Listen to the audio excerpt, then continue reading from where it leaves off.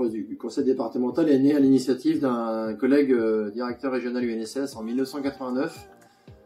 qui se nommait Jean-Pierre Pigné, qui avait, avec le conseil départemental, imaginé un grand rassemblement de la jeunesse à l'hippodrome de Caen, ce qui fait qu'aujourd'hui, en 2022, nous avons pu organiser la 31e édition du cross du conseil départemental, avec 3 annulations, vous l'aurez compris en comptant rapidement depuis 1989, donc une annulation pour inondation de la prairie, et une pour les attentats et l'autre pour le Covid. Alors cet événement, il est au départ plutôt un cross classique avec des courses, et de fil en aiguille, on a essayé de faire en sorte que ce soit un événement éducatif pour la jeunesse, avec la présence de primaires, la présence d'élèves du secondaire et ensuite d'élèves du Louis Verstaps, au service de toute la logique et des valeurs éducatives que peuvent porter l'UNSS en lien avec l'éducation nationale. Donc toujours en lien avec les valeurs éducatives que doivent porter le sport scolaire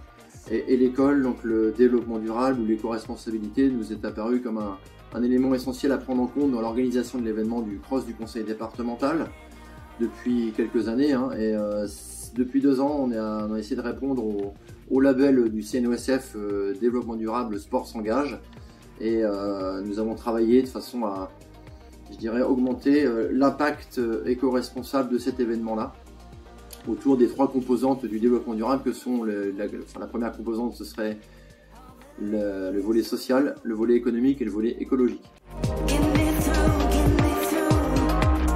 À titre d'exemple, les actions que nous pouvons mener sur le cross du conseil départemental, c'est une gestion du goûter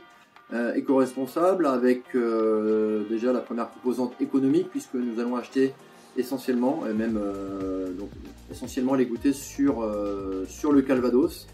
donc des madeleines qui viennent de la biscuiterie Jeannette, du jus de pomme qui vient de Caumont-les-Ventées, et tout ça est régi par une gestion de déchets, avec la nomination d'un ambassadeur du tri cette année, en lien avec la société Civedac et l'UNSS, pour pouvoir faire en sorte qu'aucun déchet ne puisse sortir de la zone goûtée.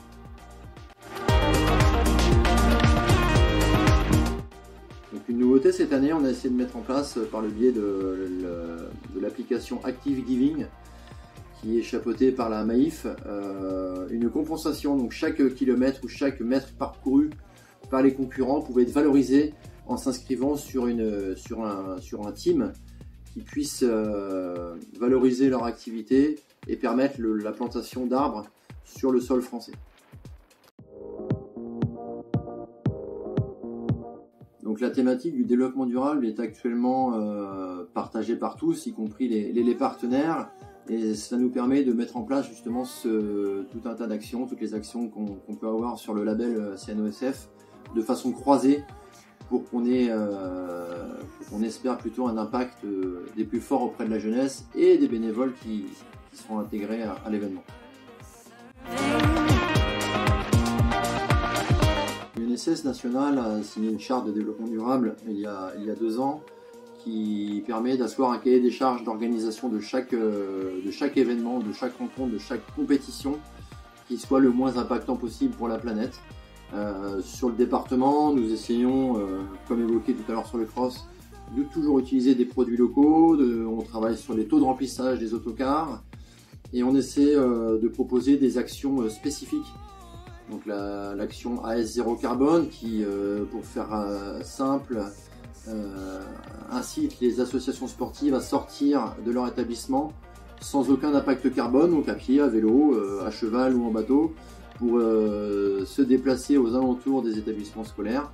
et le cas échéant d'engager aussi une action de nettoyage, notamment des GR alentours ou des établissements. On valorise en général cet événement-là par la plantation d'arbres dans les collèges et dans les lycées du Calvados.